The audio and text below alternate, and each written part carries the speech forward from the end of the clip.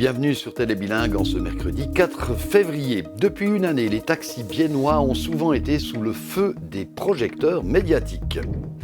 Des cas d'agression sexuelle avaient défrayé la chronique et terni l'image des chauffeurs de taxi de Bienne. Comment se portent-ils actuellement et dans quelle mesure ce scandale a-t-il laissé des traces ?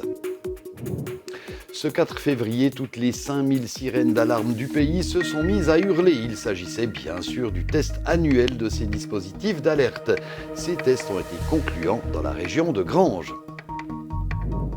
Et la coopérative Espace Noir de Saint-Imier fête cette année ses 40 ans d'existence et perpétue la longue histoire de l'anarchisme dans la cité imérienne.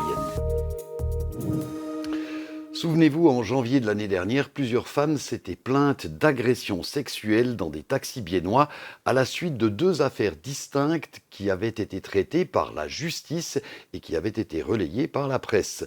Aujourd'hui, les licences des 2 chauffeurs de taxi condamnés ou dans l'attente d'un jugement ont été retirées. Mais le scandale est-il resté dans les mémoires ? Et est-ce que les taxis biennois ont réussi à regagner la confiance de leur clientèle ? Simon Petignat a cherché à le savoir pour nous. Il y a un an, le journal du Jura révèle 2 cas d'agression sexuelle dans des taxis biennois. Une affaire qui secoue la ville de Bienne depuis plusieurs jours. Le retentissement médiatique est fort. Ce chauffeur, qui n'a rien à voir avec cette affaire, s'en souvient. Il estime que la confiance avec la population a été rompue pour un temps. Une fois l'affaire sortie dans la presse locale et nationale, on a senti une baisse d'activité, tout de suite. Et ça a pris quelque temps quand même pour que ça se stabilise à nouveau. Quelques voitures plus loin, Jalel Masroui, sans lien non plus avec les cas dénoncés, dit lui aussi avoir ressenti les effets du scandale. J'ai eu un cas avec un client que je le connais très bien. Il est gentil, mais elle est sortie de la boîte avec un peu plus de bière qu'il a bu. Alors elle est venue chez moi, elle dit « Moi, j'aime pas que ma sœur monte avec vous dans le taxi. » Sincèrement, moi il m'a touché un peu. Donna Gallagher est à l'origine des révélations. Au départ de son enquête, la journaliste s'aperçoit que 2 chauffeurs, aujourd'hui exclus, peuvent continuer à exercer malgré leur condamnation, l'un ayant fait appel, l'autre ayant été condamné à moins de 180 jours amende, soit le seuil fixé par le canton pour un retrait de licence. Un dysfonctionnement qui a poussé les législatifs communaux et cantonaux à changer les règles. Je pense qu'il y a beaucoup de gens qui étaient d'accord sur le fait que la loi cantonale était laxiste. Et donc, autant au niveau communal que cantonal, l'idée c'est d'abaisser ce seuil. Et il y a des variantes un peu entre ce qui se prépare au canton et ce qui est appliqué ou va être appliqué en ville de Bienne. Mais en gros, l'idée c'est que toute agression peut suffire à se voir sa licence retirée. Aujourd'hui, l'ordonnance communale sur les taxis de la ville de Bienne est plus stricte. Au niveau cantonal, une nouvelle loi est en cours d'élaboration. En plus de protéger les femmes, ces changements ont contribué à restaurer la confiance de la population envers les taxis. Lorsque le jugement était définitif, avec le retrait des concessions, une fois sorti dans la presse, là, la clientèle est revenue. S'il n'y a pas quelqu'un de confiance, quand on le vire, je suis d'accord, moi, quand on le vire et qu'il reste les gens qui veulent bien travailler. Mais même avec une confiance qui semble restaurée, les temps sont compliqués pour les taxis. Ce mois de janvier est l'un des plus durs qu'a connu Pascal Rebeté en 36 ans d'exercice. Chaque client, c'est précieux, hein. Alors il ne faut pas les manquer. C'est les premiers de la journée ? Non, ce sera mes troisième client. Ouais. Les petites familles du Cornet semblent être poursuivies par la loi des séries. À peine plus d'une année après l'incendie qui avait ravagé leur immeuble à Grandval, mardi soir, un nouvel incendie s'est déclaré dans les combles du bâtiment qui les abrite à présent à l'avenue de la Gare à Crémines.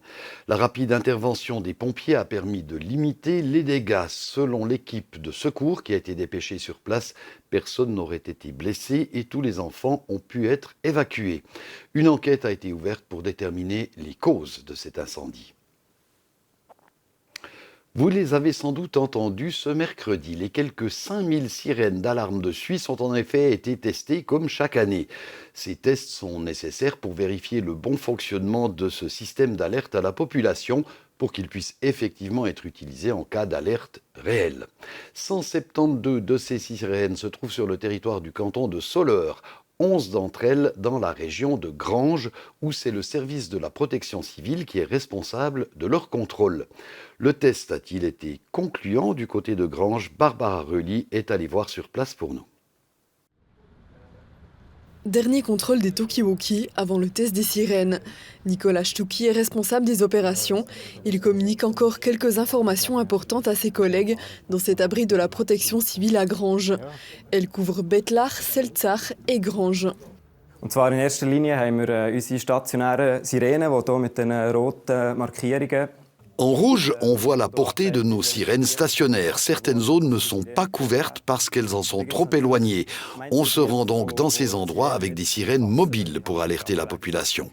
Dort gehen wir in einer zweiten Stufe mit Fahrzeugen, die eine mobile Sirene installiert haben, fahren wir durch die Gebiete und die Bewohnerinnen und Bewohner so alarmieren. Il est l'heure pour l'équipe qui teste les différentes sirènes de se mettre en marche. L'une d'entre elles est située juste à côté de la place du marché de Granges. Les sirènes sont d'abord déclenchées 2 fois à distance par la police soleroise, puis par la protection civile au moyen d'une clé. Après le test, l'équipe de la protection civile se retrouve. Pas de problème à signaler.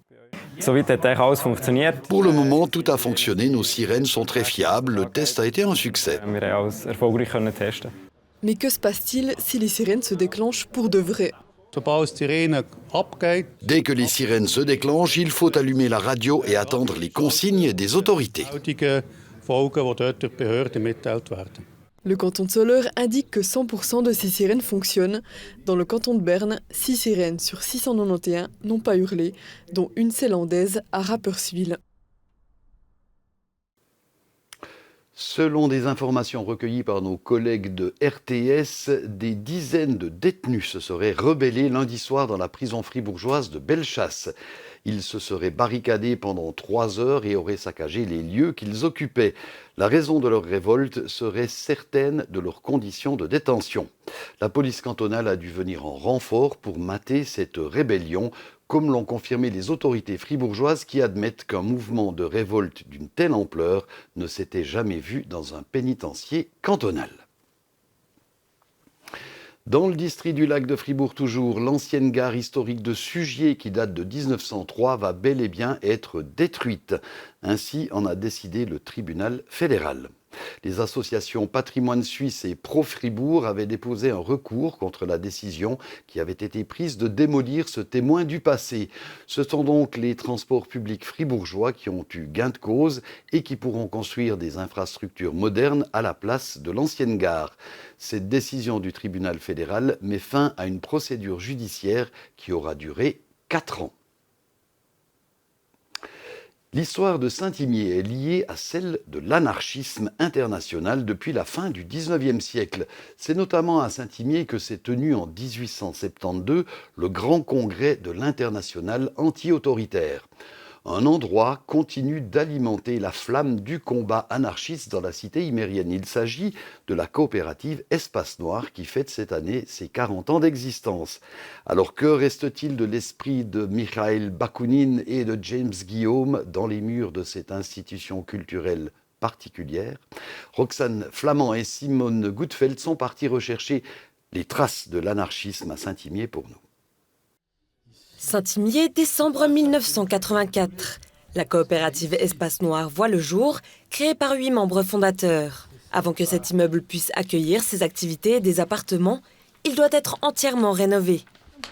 C'est les plans de la maison pour la rénovation. C'est finalement en mars 1986 que le centre culturel ouvre ses portes. Michel Nemitz a rejoint le collectif 3 ans après le début de l'exploitation du lieu. Espace Noir s'est créé à un moment où c'était la crise. Il faut se rappeler, dans les années 80, il y avait la crise horlogère. Il y avait des boutiques qui fermaient, le cinéma avait fermé. Sauf erreur, il n'y avait plus de librairie. Donc il y avait cette période de recul, la population diminuait, considérablement diminuée. Et c'était une façon de répondre à cette situation. Aujourd'hui, comme depuis sa création, le centre culturel réunit sous le même toit cinéma, librairie, Galeries, tavernes et théâtres, le tout en autogestion. Espace Noir puise son inspiration libertaire dans le mouvement anarchiste qui s'est développé dans la région au XIXe siècle. De Bakounine à Espace Noir, berceau de l'anarchisme, Saint-Imier a joué un rôle prépondérant dans la diffusion des idées libertaires durant la seconde moitié du XIXe siècle. Au milieu du XIXe siècle, presque un tiers de la population travaille en fait dans l'industrie horlogère, qui est une industrie qui est relativement précaire, donc les salaires sont bons pour une partie des travailleurs et travailleuses, mais les salaires fluctuent beaucoup aussi en fonction du marché, et donc en fait il y a des périodes de grande précarité pour les personnes qui habitent ici, et donc ces facteurs économiques sont une des raisons qui peuvent expliquer en fait le développement des idées anarchistes dans la région. D'après le musée de Saint-Imier, deux courants de pensée se dessinent à cette époque.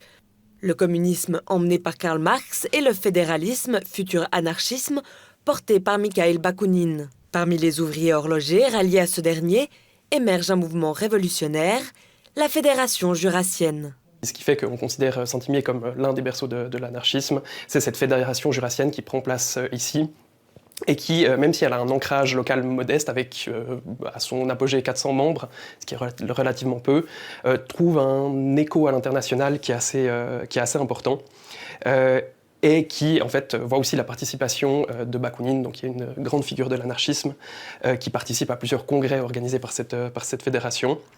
Une centaine d'années plus tard, Espace Noir voit le jour. Et pour Michel Nemitz, il est important que ce lieu perdure. Ça fait partie de notre patrimoine, justement, ça fait partie de notre histoire, et ça fait partie aussi de l'avenir. L'anarchisme, ça reste une proposition très minoritaire, hein, mais les idées qui ont été prônées se retrouvent dans les mouvements écologistes, dans les mouvements sociaux, dans les mouvements coopératifs, dans les mouvements syndicaux. On reprend cette idée d'aller vers la base et puis cette idée de fédéralisme plutôt que de centralisme.